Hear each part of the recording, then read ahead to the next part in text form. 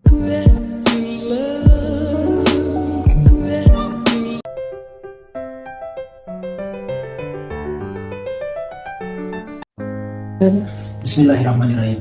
Assalamualaikum warahmatullahi wabarakatuh. Jumpa lagi dengan Bapak Said Fikar di mata pelajaran prakarya. Kali ini adalah video kedua setelah sebelumnya kita mengikuti pelajaran di video pertama.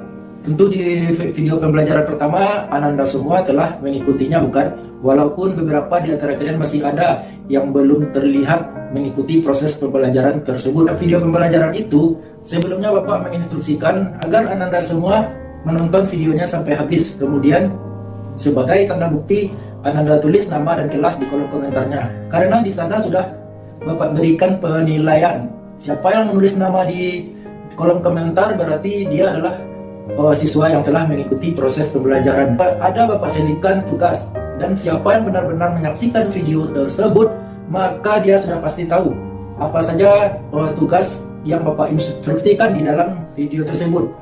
Oh ya, setelah itu Ananda semua Bapak suruh juga mengikuti masuk ke dalam Google Classroom. Google Classroom itu Bapak berikan dengan bertujuan agar setiap Ananda yang mengikuti proses pembelajaran itu bisa mudah Bapak lihat siapa yang benar-benar aktif dan serius.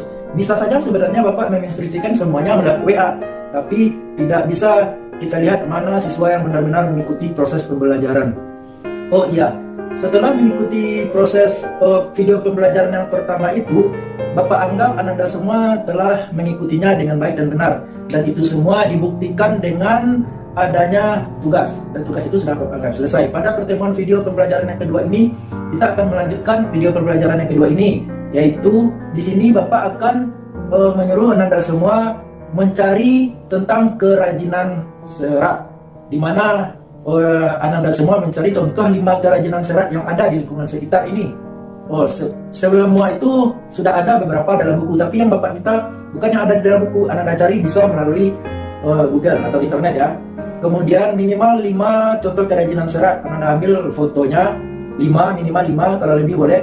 Kemudian Ananda sebutkan jenis kerajinan serat itu, misalnya ini tas, ini mainan kunci, ini pakaian, ini aksesoris, dan lain-lain. Pada pembelajaran prakarya ini, kita lebih dari setengahnya itu adalah praktek, melakukan keterampilan untuk menguji dan mengasah kreativitas. Di sini, Bapak tekankan yang kita kejar bukanlah nilainya, tapi adalah proses, di mana Ananda semua dituntut untuk mengasah kreativitas. Terlebih lagi, jika ada beberapa dari murid yang menyaksikan video ini, kami selaku guru mohon untuk murid semuanya agar setiap tugas dan instruksi yang diberikan oleh guru itu sebaiknya wali murid cukup memandu saja, jangan dibantu sampai proses pengerjaannya. Karena sekali lagi yang kita kejar ini bukanlah nilai, tapi kita mencari nilai yaitu proses pembelajarannya.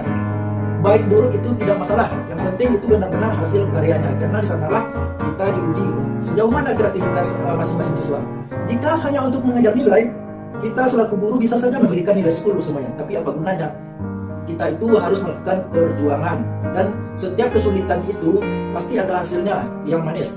Yaitu pembelajaran ini memang tidak menyenangkan. Pembelajaran ini memang bertujuan untuk usaha kerja keras, karena kita semua belajar itu melatih diri agar terbiasa melakukan hal-hal yang di luar kebiasaan.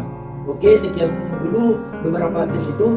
Kemudian tugas yang selanjutnya itu nanti kita akan melakukan yaitu praktek atau keterampilan. Tugaskan yaitu buat di sebuah sketsa apa kerajinan serat yang ingin Anda lakukan. Kemudian dibuat gambar sketsanya, kemudian disebutkan jenis alat-alat dan bahannya. Ya, itu saja. Kemudian dibuat di buku latihan, kemudian disesuaikan dan pilih kerajinan serat apa yang ingin Anda buat itu. Kemudian setelah nanti dikumpulkan, kemudian itulah yang akan kita lakukan pertemuan-pertemuan selanjutnya. Ingat sekali lagi, kita bukan mengejar nilai, kita bukan mengejar hasil. Kalau untuk hasil, kita bisa membelinya di pasar banyak, bahkan lebih bagus.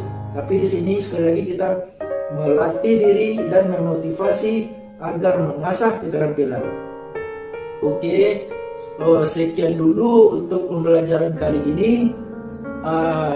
Bapak harap Ananda semua benar-benar mengikutinya. Oh ya, pembelajaran dari ini bukan saja untuk mengambil absen.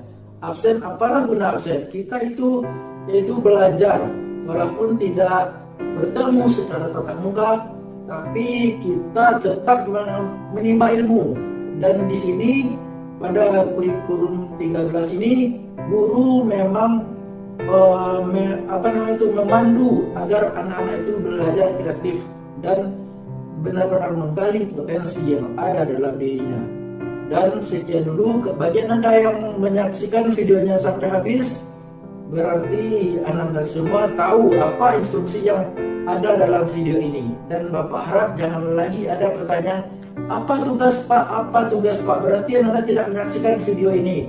Oke, berarti tugas sudah dua. Yang pertama, di video pembelajaran pertama ada tugas, yang kemudian ini tugas keduanya ada dua juga kan. Kemudian Anda telah menyaksikan video ini, sekali lagi tolong buat nama dan kelasnya pada video kolom komentar nanti. Kemudian dibuat ini misalnya namanya Resa, misalnya Resa buat strip 2, itu tandanya mengikuti video pembelajaran kedua, dan buat juga kelasnya. Oke, sekian dulu dari Bapak. Bapak harap Anda semua mengikuti proses pembelajaran daring ini, dan tidak hanya pada mata pelajaran prakarya, tapi pada mata pembelajaran lainnya. Dan sekali lagi bagi wali murid yang menyaksikan ini, jangan sampai tugas anak itu wali murid yang mengerjakannya, wali murid yang sekolah. Wali murid akan kesusahan untuk mengerjakan tugas itu. Berapa banyak mata pelajaran yang harus dikerjakan. Ini cukup wali murid memandu saja anak. Bisa tidak bisa itu urusan belakangan. Kita harus diajarkan untuk sportif dan termotivasi. Baik gurunya itu tidak masalah, yang penting proses. Kalau hanya untuk nilai, sekali lagi itu gampang. Oke, sekian dulu dari Bapak. Assalamualaikum warahmatullahi wabarakatuh.